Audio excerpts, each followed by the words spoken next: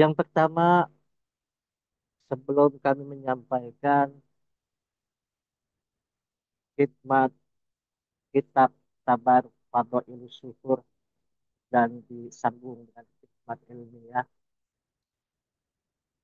kami selaku panitia Manakib di Tugu Monas yang pertama mohon maaf yang seluas-luasnya dan sedalam-dalamnya. Bila mana semestinya pengajian anti gempa kita bisa laksanakan dalam keadaan yang memang betul-betul aman dan nyaman. Tetapi Allah berkehendak lain dan Allah memberikan sesuatu yang luar biasa untuk kita. Sehingga para sahabat mengatakan niatul mukmin khairun min amalihi. Niat seorang mukmin lebih utama, lebih baik daripada amalnya.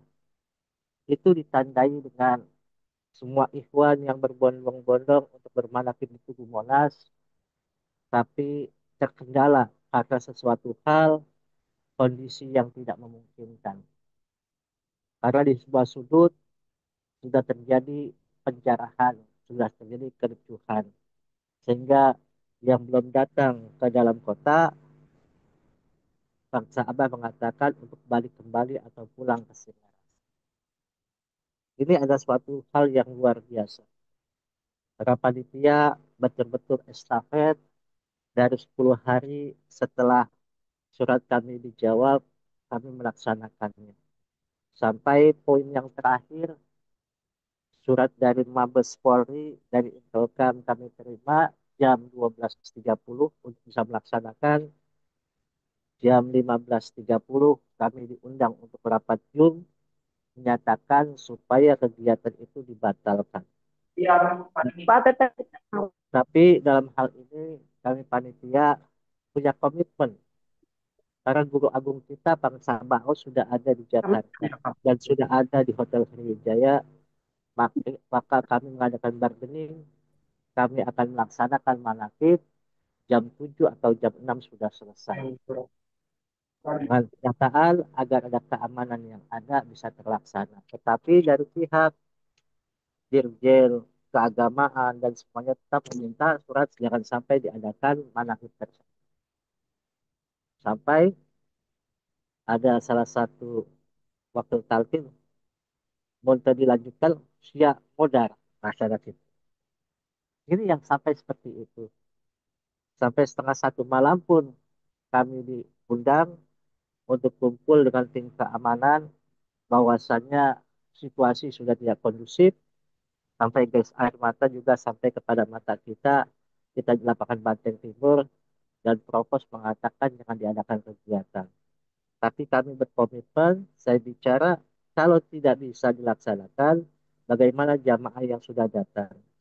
Apakah saya akan kembalikan atau akan terjadi perusahaan yang luar biasa? Maka kami mengambil keputusan tetap melaksanakan tetapi harus didahulukan. Maka kami datang, Pak Pangersan Guru Agung, Aba Aos, bagaimana ini dilaksanakan, maka beliau setengah satu berangkat dari Hotel Sriwijaya, jam satu kita mulai berzikir, dan jam 3 kita sudah mulai bermanakib. Dan Allah berikan kehendak yang luar biasa pada manakib tersebut. Selesai kita manakib, keadaan Jakarta jadi aman, teman, tenang, dan terang. Maka dari itu, selaku panitia akan mohon maaf yang seluas-luasnya. Bila mana semua ikhwan yang tidak bisa datang ke Tugu Monas, tetapi itulah kemauan Abah. Karena Abah berkeinginan manakib di Monas. Mungkin di lain waktu kita dapat melaksanakan yang lebih baik. Masyarakat ikhwan rahimahullah. Inilah yang dikatakan dalam bulan Rabiul Awal bahwasannya seorang yang memang betul-betul mulia mempunyai pandangan yang luar biasa berupa basyirah matahari. Pangeran Guru Agung tidak ragu-ragu lagi untuk datang dari Sirnagasa berangkat jam 6.38 dan sampai di Hotel Sriwijaya jam 11 malam, jam 11 pagi atau 11 siang. Tapi itulah suatu pandangan keluar biasaan dari Guru Agung kita. Maka Siapapun yang punya basyirah mempunyai kemampuan yang dimiliki oleh hati yang telah tersinari dengan cahaya ilahi. Pandangan guru kita adalah pandangan yang luas. Pandangan yang betul-betul sampai kepada hadrat Allah Azza wa Jalla. Karena setiap saya menyampaikan hal-hal keadaan tentang namanya keadaan suasana itu, Abah menyatakan dengan tenang-tenang saja. Dengan luar biasa. Tanpa ada pandangan matanya atau berkedip dahinya. Kan betul-betul dilaksanakan dengan ketegasan dan keluar biasaan dari guru agung kita. Maka di sini bahwasannya bagaimana pandangan mata kita menusuk ke dalam hati kita yang memandang semuanya. Maka ini yang kita wajib menjaga hati dan menjadikan baik serta mengawasi gerak-gerik hati dengan pengawasan yang sungguh-sungguh karena hati adalah anggota tubuh yang paling mengkhawatirkan, pengaruhnya paling kuat karena di situ adanya timbul keyakinan, adanya timbulnya ketidakseimbangan dalam diri kita dan timbul ketidakpercayaan dalam perbuatan-perbuatan kita. Baik masalahnya yang paling pelik, paling sulit memperbaiki, paling sulit perawatan. Maka guru agung kita bagaimana merawat hati ini supaya menjadi mata hati yang luar biasa tersendiri cahaya ilahi. Maka firman Allah Subhanahu wa taala dalam surat Al-Mu'min, A'udzubillahi minasyaitonir rajim, ya'lamu kha'inatal a'yuni wa la tukhfis sudur. Allah mengetahui pandangan mata yang khianat, apa yang disebutkan oleh hati. Ini ternyata terlihat setiap dalam kita bersosialisasi, kita bertemu dengan ikhwan, atau bertemu dengan orang-orang lain. Pandangan itu tidak bisa membohongi. Ada pandangan yang menyepelekan, ada pandangan yang merasa dirinya lebih baik dari orang lain. Itu terpancar. Bagainya pandangan mata itu terlihat dari hati. Karena apa? Allah mengetahui pandangan apapun yang dilakukan oleh semua ikhwan. Karena guru kita ini luas pandangan. Karena di bulan ini kita ketahui bagaimana seseorang itu agar mempunyai ada budi pekerti yang baik, mereka harus punya ilmu. Maka ilmu harus didasari dengan iman. Iman harus didasari dengan ihsan. Maka itu semua bisa dilakukan. Maka Allah berfirman, "Wallahu ya'lamu ma fi qulubikum." Dan Allah mengetahui apa yang tersimpan dalam hati.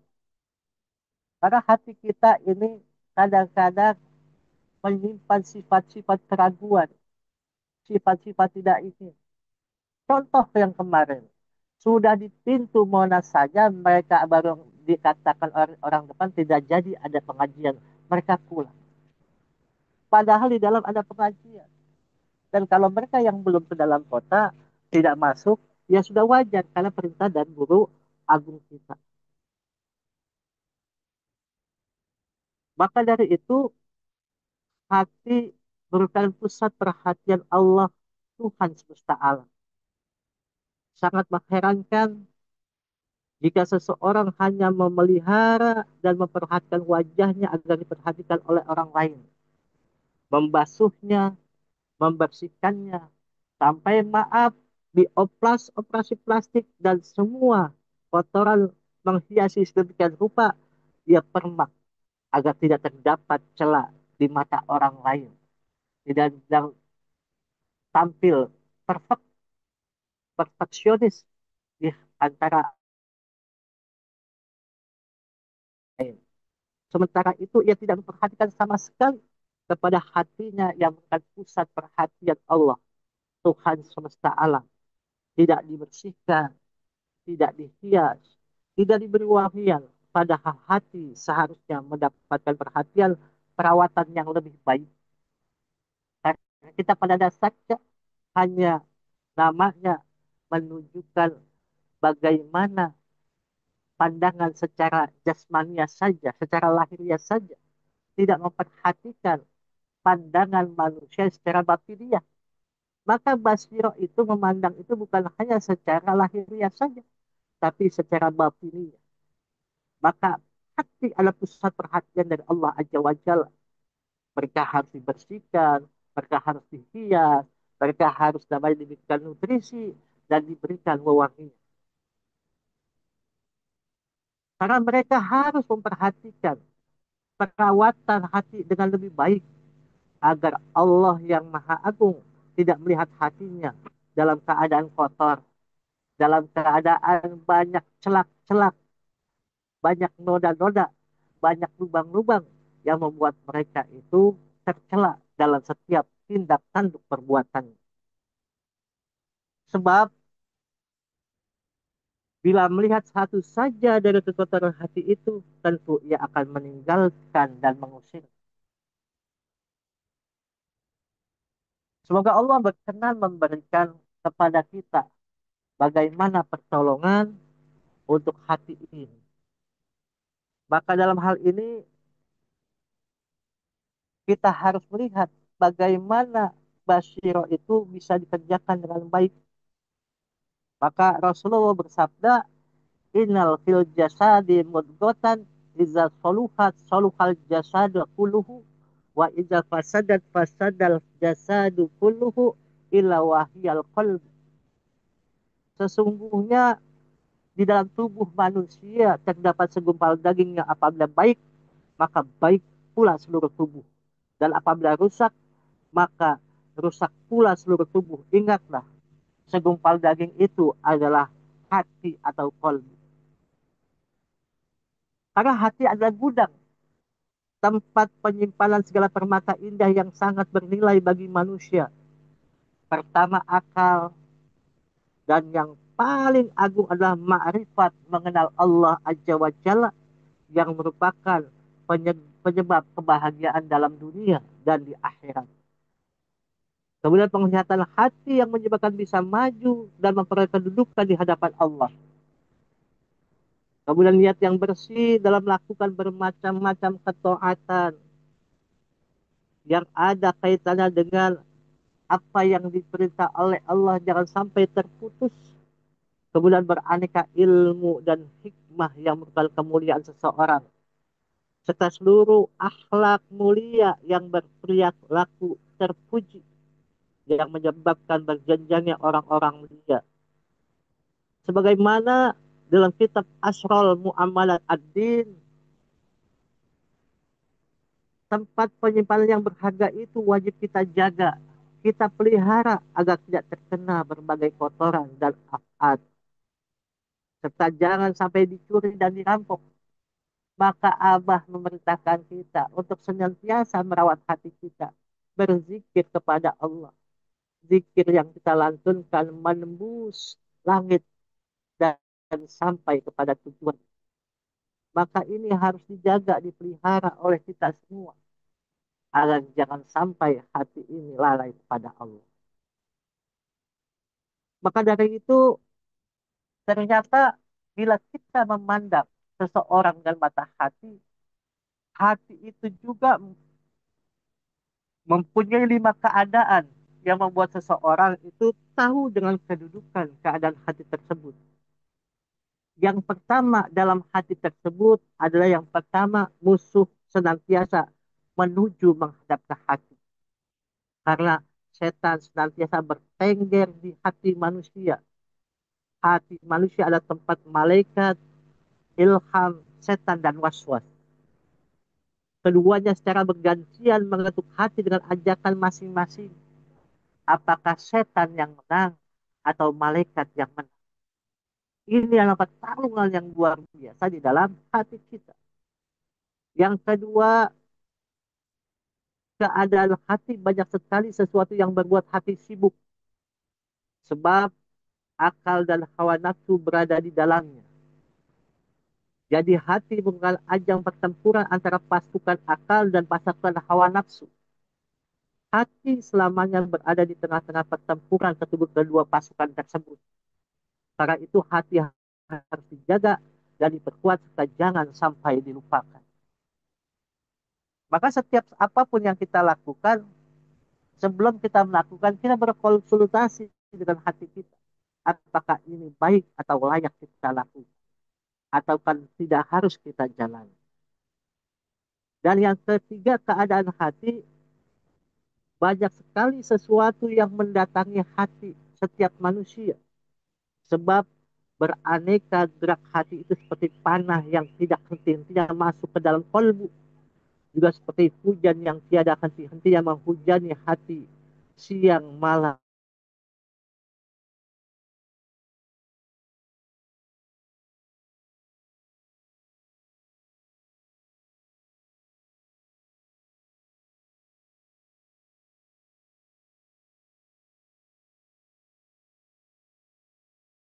Pandangan mata terhalang, pandangan mata terhambat.